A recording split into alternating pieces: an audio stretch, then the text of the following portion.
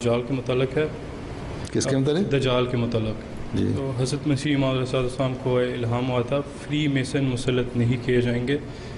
تو میں نے تجھ پر فری میسن مسلط نہیں کیے جائیں. ہاں جی یا فری میسن مسلط نہیں کیے جائیں گے. پھر تو خلیفہ رابع نے بھی اس کے بارے میں بتایا تھا کہ طریق جدید ان کی پلان کی الٹ ہے. تو میں نے جو تحریک جدید ہے خلیفۃ مسیح رابع رحمہ اللہ نے فرمایا تھا کہ وہ فری میسنز کی جو مطالبے ان کے الٹ ہے، ان کی اگینسٹ ہے.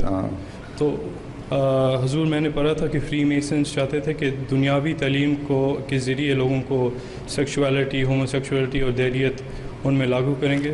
اور بڑے بڑے حضرت مسیح علیہ السلام نے بھی لکھا ہے کہ یہ جو اتنے زیادہ ان کے پاس اختیارات ہیں نا اس الہام کے بعد ہی، اس میں وہاں تک لکھا ہے کوئی بعید نہیں کہ بڑے بڑے بادشاہ اور امیر لوگ اس میں شامل ہوں. اس کی وجہ سے یہ دنیا پہ انفلوئنس کرتے چلے جا رہے ہیں، ٹھیک ہے، اپنے مقاصد حاصل کرنے کے لیے.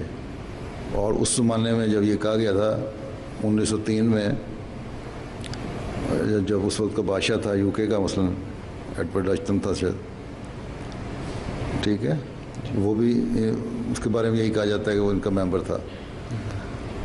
تو اصل چیز تو یہی ہے کہ یہ دنیا کو اپنے ماتحت کرنے کے لیے مختلف طریقے آزماتے ہیں، اس میں استعمال کرتے ہیں.